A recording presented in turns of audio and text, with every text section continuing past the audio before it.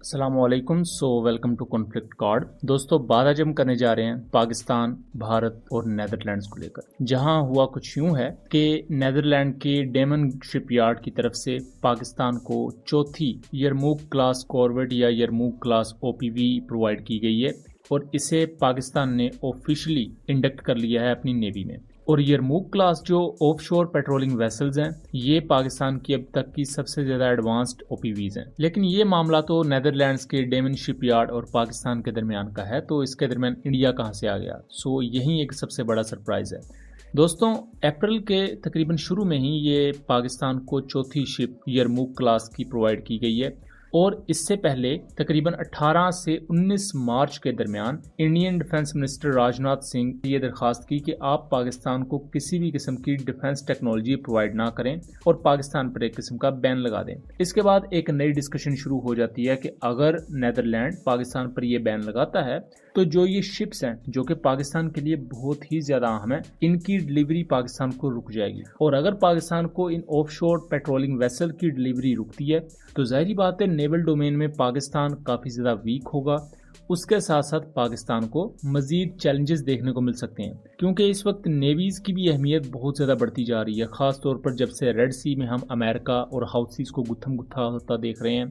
दूसरी तरफ चाइना अपनी नेवी की स्ट्रेंथ बहुत ज्यादा बढ़ा रहा है, इंडिया अपनी नेवी में फ्रिगेट्स, डिस्ट्रॉयर्स और सबमरीन्स को ऐड कर रहा है, मजीद न्यूक्लियर सबमरीन्स पर काम कर रहा है। तो इस पूरे कॉन्टेक्स्ट में अगर पाकिस्तान की इतनी कैपेबल वॉरशिप उसे नहीं मिल पाती तो ये पाकिस्तान को काफी ज्यादा नुकसान पहुंचाएगा।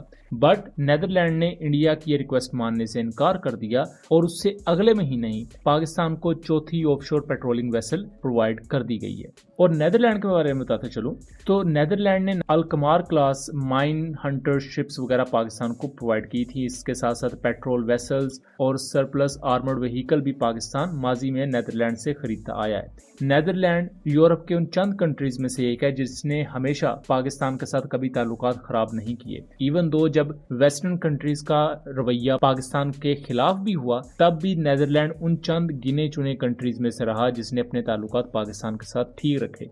ऐसे कंट्रीज में नेदरलैंड, स्पेन, जर्मनी और कुछ दूसरे कंट्रीज शामिल हैं। और Stockholm International Peace Research Institute की एक रिपोर्ट के मुताबिक नेदरलैंड और पाकिस्तान के दरमियान 2010 से 2020 के दरमियान $150 मिलियन की डिफेंस ट्रेड हुई है और इंडिया इस डिफेंस टाइज को खत्म करना चाहता है। इंडिया ने इसके बदले में ये ऑफर की थी कि इंडिया डेमन शिपयार्ड के साथ कुछ बड़े प्रोजेक्ट्स को लेकर चलेगा। इसके बदले में नेदरलैंड पाकिस्तान के साथ हर किस्म का दफाई मैदान में ताल्लुक खत्म कर दे। लेकिन अब वहां से भी ऑलमोस्ट इंडिया को सुबकी का सामना करना पड़ा है, बेइज्जती हुई है ऑब्वियसली, क्योंकि यहाँ कुछ अहम चीजें हैं जो पाकिस्तान और इंडिया दोनों को समझने की जरूरत है और दोनों कहीं ना कहीं अपने उन खास इकदामात में गलत भी रहते हैं। पाकिस्तान के सबसे पहले कॉन्टेक्स्ट में बात करूं तो पाकिस्तान और नेदरलैंड के दरमियान जो बायलैटरल ट्रेड है वो 2022 के डाटा के मुताबिक $1.55 बिलियन के अराउंड है, जबकि इंडिया और नेदरलैंड की बायलैटरल ट्रेड $25 बिलियन से भी ज्यादा है। अब समझने की बात यह है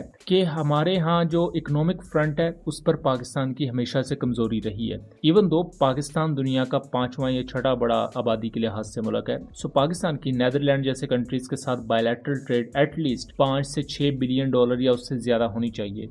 बट ये कुछ ऐसी चीजें मौजूद हैं जो लूप होल के तौर पर हमेशा से पाकिस्तान के सिस्टम में मौजूद रही हैं और उम्मीद यही करनी चाहिए कि आने वाले वक्त में इनको ठीक किया जाएगा। जबकि दूसरी तरफ इंडिया का जो गलत कदम वो ये है कि इंडिया ये समझता है कि वो चूंकि एक बड़ी इकॉनमी बन गया है तो अब वो जिसको जो कहेगा वो मान लेगा। और सेम यही हरकतें इंडिया कनाडा में करता आया, फिर अमेरिका में भी इंडिया ने की, जहां इंडियन रॉ के एजेंट्स ने मुख्तलिफ खालिस्तानी लीडर्स को निशाना बनाया, उनके खिलाफ टारगेट किलिंग के वाकयात हुए। अब इंडिया उसी चौधराहट में नेदरलैंड के पास गया कि आप पाकिस्तान को डिफेंस टेक्नोलॉजीज ना दें और वहां से भी नेदरलैंड ने इनकार कर दिया। बिकॉज जियोपॉलिटिक्स हमेशा इस तरह चलती है कि अगर नेदरलैंड के कॉन्टेक्स्ट में पाकिस्तान और इंडिया के इश्यूज को ही देखा जाए तो नेदरलैंड के पाकिस्तान के साथ ताल्लुकात एक खास डोमेन में होंगे, इंडिया के साथ ताल्लुकात उनकी एक पर्टिकुलर डोमेन में होंगे। सो नेदरलैंड कभी भी इनको आपस में ओवरलैप नहीं होने देगा, बिकॉज अल्टीमेटली इससे नेदरलैंड का नुकसान ही होगा। लेकिन इंडिया की जो ये जिद पुने वाली हरकत है, उससे अल्टीमेटली इंडिया को खुद भी कुछ नहीं मिला सिवाय बेइज्जती के। और इवन दो जब मार्च में इंडिया की तरफ से ये ऐलान किया गया, रिक्वेस्ट की गई नेदरलैंड को, तो कुछ इंडियन मीडिया हैंडल्स ने तो यहाँ तक क्लेम कर दिया कि नेदरलैंड ने एग्री कर दिया है और पाकिस्तान को जो ये चौथी यरमूक क्लास कॉर्वेट आप कह लें, ओपीवी कह लें, ये प्रोवाइड नहीं की जाएगी। बट अल्टीमेटली वो पाकिस्तान को प्रोवाइड कर दी गई है और अल्टीमेटली पाकिस्तान ने इसे इंडक्ट भी कर लिया है। और इसके साथ साथ ऑफिशियली नेदरलैंड के सोर्सेज ने यह भी क्लेम किया है कि पाकिस्तान अगर कोई इक्विपमेंट नेदरलैंड से खरीद रहा है तो ये उनकी पॉलिसीज के साथ अलाइन करता है, यानी कि पाकिस्तान के मकासद अपने मुल्क के दिफा के लिए हैं, ना कि किसी मुल्क के लिए खतरा बनने के लिए। बट ऑब्वियसली पाकिस्तान भी यही चीज कहता है कि अगर कोई कंट्री हमारे लिए खतरा बनेगी तब हम जवाब देने के मजाज होंगे। सो जहां अब नेदरलैंड भी खुल के ये मान रहा है कि पाकिस्तान अगर इक्विपमेंट खरीद रहा है तो वो हमारी पॉलिसीज के साथ अलाइन कर रहा है, सो अब क्या पल्ले रह गया इंडिया के। सो दोस्तों ये था एक एनालिसिस। उम्मीद करता हूं कि जो